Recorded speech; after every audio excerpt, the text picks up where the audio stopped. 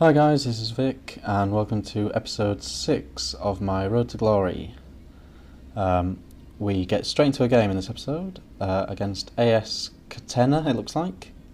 He has a pretty random side. He looks like he has bought some bronzes on purpose. They don't look like default bronzes, he's got two shinies. He's got Hernandez, who is a really good midfielder from Lazio.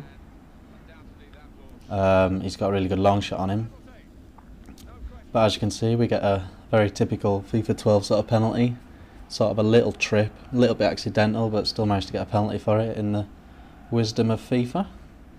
v1ck steps up. And that jumps into the bottom corner. A lot of goalies are staying in the middle. I think a lot of people are taking penalties straight down the middle. So it's definitely worth finding a corner at the moment, in my opinion, which v1ck does. Yeah, this guy, he was nothing special. He had terrible chemistry.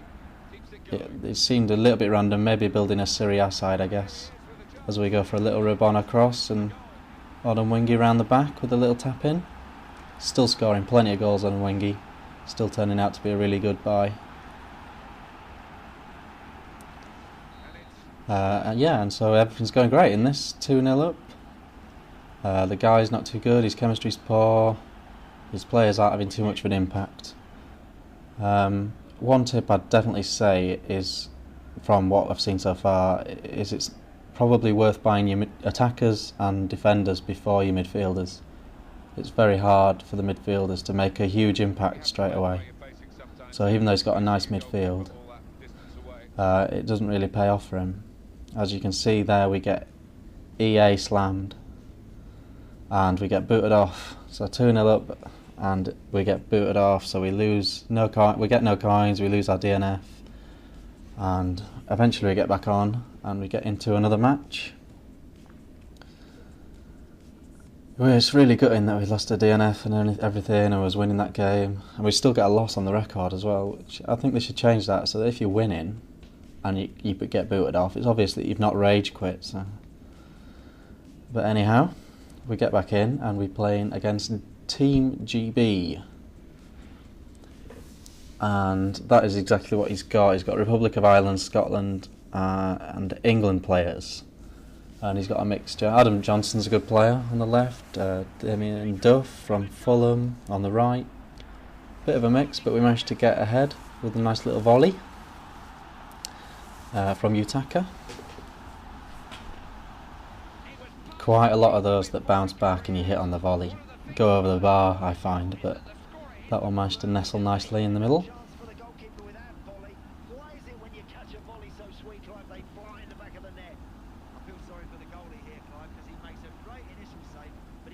And as you can see, that was enough for this guy. One goal, 450 coins got. But looking at the stats there, I'm really surprised he rage quit. I mean, I was better than him and I was running it, but I'd have stuck around if I was him. You never know what FIFA's going to do for you.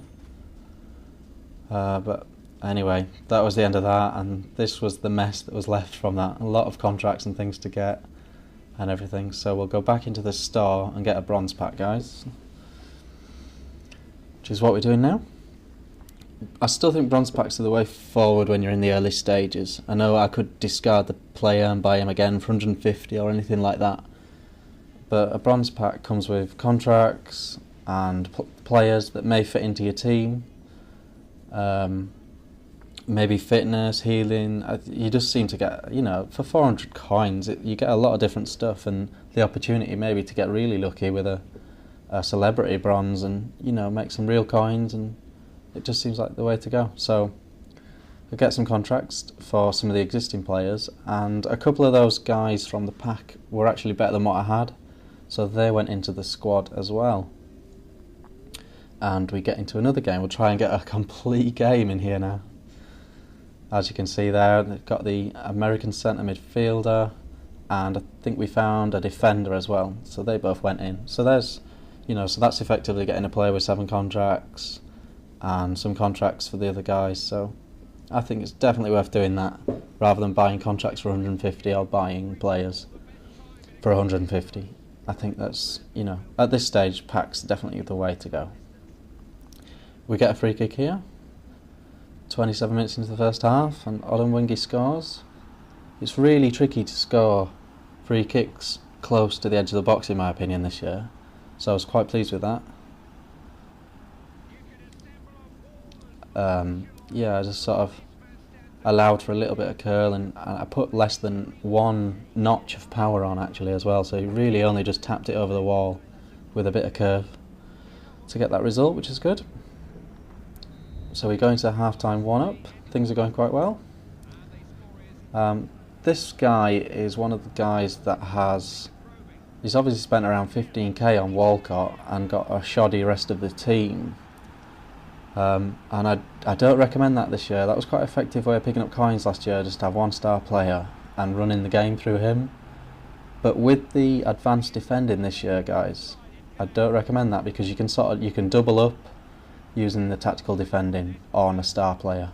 Like any time you got it to Walcott in this game, I just pressed R1 or right button and doubled up on him, and Walcott didn't get a sniff all game, so I don't recommend that. I think you should build a squad and keep improving it. That's my advice. And we managed to pick up the 2-0 win and 727 coins. As you can see there, we really dominated the game, but just, I don't know, it's one of those games where you take a load of shots but nothing will go in. So that's the end of this episode, guys. I hope you enjoyed it. Cheers a lot. Thanks, bye.